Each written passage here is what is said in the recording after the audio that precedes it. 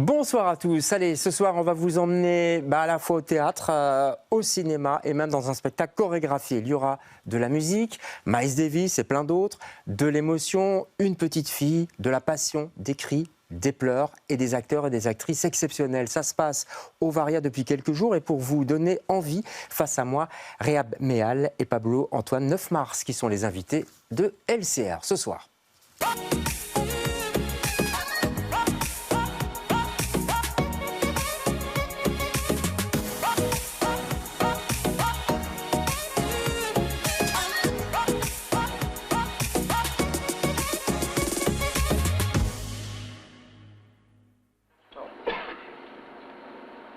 Come si chiama questa esatta? Maria Cecconi. Eccoti. Dio, tu sei piccola, lontana.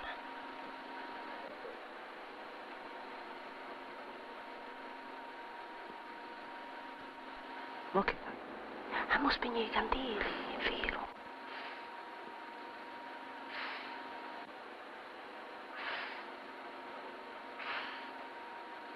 Cuffia sopra. Beh, aiutiamo. Forza. Beh, E che fai? Ne fai? Dani, c'hai tanto fiato a casa, l'incellaio. Mamma mia, mi fai sta male. Siamo noi che spegniamo. Ce ne sono solo. Ma insomma, Voilà, extrait de Bellissima de Luchino Visconti. Ça remonte, mais je trouve que ça n'a pas pris une ride. Et puis quelle émotion aussi ce film. Bonsoir à tous les deux. Bonsoir.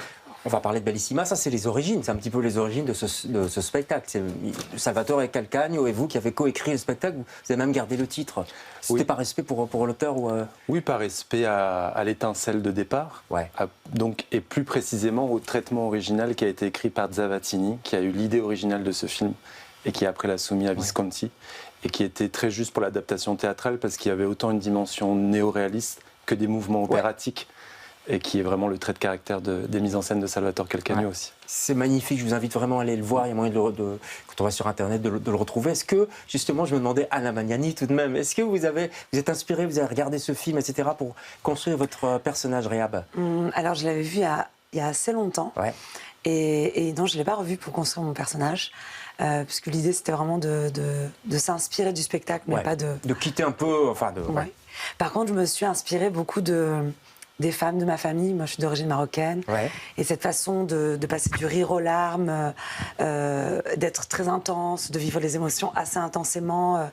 Et ce côté mère, loup, super protectrice, ça, je m'en suis beaucoup inspirée. Et visiblement, entre les Marocains et les Siciliens et les Italiens, il y a... Oui, c'est la Méditerranée, j'ai l'impression. C'est ça, c'est l'enfant, ouais. Donc, vous vous êtes inspiré de ça. Oui, on sent, moi, j'étais dans la salle il y a quelques jours et on sent vraiment que les gens vous suivent, suivent votre personnage, rigolent, etc., pleurent. Enfin, il y a de l'émotion, c'est ça que je disais, il y a à la fois des pleurs et de l'émotion. Ça, c'était voulu déjà dans l'écriture avec Salvatore? Oui, l'émotion, elle est chez nous... presque politique, quoi. Ouais. Enfin, on est amoureux de la fiction aussi. Et l'émotion, c'est une théâtralité. Ça donne naissance à des sensations, des couleurs, un esthétisme, un jeu d'acteurs très important dans le Il y a théâtre de quelque chose Salvatore. de très fort, c'est que ça parle évidemment du monde du cinéma. Donc, en gros, c'est l'histoire d'un réalisateur qui a besoin d'une petite fille pour jouer un rôle dans son film. C'est ça. Donc, il fait un espèce de grand casting. Et puis, il y a cette maman, le personnage que vous jouez, qui veut absolument que sa fille ait le rôle. Oui. Et alors, ce qui est assez frappant, c'est qu'il y a le contraste entre cette mère courage, on peut l'appeler comme ça, quelque part, pour reprendre Brecht, mais aussi le monde du cinéma, qui est un monde fantasmé, mais en même temps glacial. Waouh, j'ai envie de dire. Oui, alors ça s'est un peu mis en place sur la dernière ligne droite de la création. Ouais. Mais il y a un traitement, notamment à travers l'éclairage, aussi dans un traitement assez expressionniste, assez, Tout à fait. comme on dit, low-key. Donc ça, c'est vraiment l'esthétisme des films noirs, un peu, qui permet de faire émerger des créatures. Et ça avait été le travail. Des ombres, jeux d'ombre, de contraste, et qui donne effectivement une vision un peu de songe, de rêve, d'onirisme. On ne sait plus si c'est le rêve de la mère, le rêve de la petite fille, effectivement, le rêve du réalisateur. tout le monde est embarqué dans ce songe, en fait. Vous jouez le réalisateur, Oui. vous sortez, allez, je ne sais pas comment vous avez compté les mots que vous sortez sur le spectacle, mais pas beaucoup. Vous êtes d'une froideur incroyable, vous avez des lunettes de soleil d'ailleurs. Oui. Ils ne sont pas tous comme ça, les réalisateurs au cinéma, rassurez-nous. Non, mais à travers cet archétype-là, on a voulu aussi un peu explorer toutes ces relations de pouvoir aussi qui existent, ce rapport à la domination, à la violence et au consentement, à quoi on consent quand on est tous dans cette industrie pour devenir ce quelqu'un, soit derrière ou devant la caméra, et quelle ligne de force, de tension ça met en place théâtralement aussi. Il y a des producteurs, productrices qui ont l'air extrêmement durs, il y a plein d'acteurs, c'est Et ça qui est drôle chouette aussi. Et drôle, oui, bien sûr. Une actrice plus âgée qui a la nostalgie de ses rôles, des actrices plus jeunes qui en veulent, etc. Et puis face à ça, effectivement, il y a votre personnage qui est coloré aussi. Ça aussi, dans les vêtements, Salvatore a fait, j'imagine, il a prêté attention. Oui. Il y a quelque chose d'extrêmement vivant. On a l'impression que vous et la petite fille, parce qu'il y a une petite fille qui joue, on va en parler, c'est la vie en fait. Oui, ben c'était l'idée, mais même dans le traitement de la lumière aussi. Il y a tous les passages de la mer, c'est très lumineux sur le plateau, donc les costumes. Et puis l'idée, l'idée en fait, c'était et aussi dans mon rapport au public, parce que je suis très en adresse publique dès le début, c'était de pénétrer aussi dans la fiction à travers le regard de cette femme et d'être justement un jeu très très réaliste et de voir à travers ses yeux, enfin cette désillusion petit à petit où donc elle rêve que sa fille devienne une star, mais plus que ça. Elle rêve une destinée à sa fille qui soit plus heureuse que la sienne, en fait. Ça, et qu'elle puisse réussir là où la maman n'a pas pu réussir. Il y a quelque chose de transfuge de classe, comme on dit aujourd'hui. Exactement. Hein. C'est tout à fait ça. Elle rêve que sa fille transfuse de classe. C'est exactement ça. Et jusqu'à ce qu'elle se prenne des barrières jusqu'à la fin, qui devient tragique. Bien, en plus, on sent le drame qui est là, parce que c'est comme s'il y avait trop d'enthousiasme de la part de cette mère, non?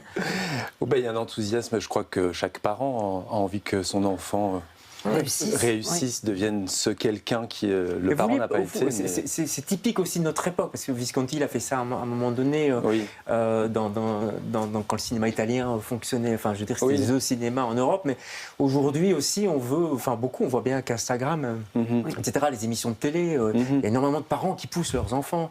Vous vouliez parler de ça aussi? Oui, il y a la célébrité. La célébrité, certes, mais c'était surtout comment devenir quelqu'un d'autre que notre condition sociale, notre héritage culturel peut-être nous prédétermine. Et il se trouve que dans la figure de la mère, Sonia, au plateau, interprétée par Réa Bissi, elle voit en l'art la possibilité de s'en sortir, en tout cas de quitter un prédéterminisme. Et là, la magie commence. Donc, très fort, elle est même gênée de son frère, etc. Enfin, c'est son fils, son grand-fils. Le frère de la petite. Voilà. On va écouter Salvatore Calcagno, qui est le metteur en scène. On va voir à quel point il est précis, notamment pour ce qu'on voit des personnages, même jusqu'au maquillage. Regardez, écoutez-le. Pour moi, chaque élément est une émotion aussi.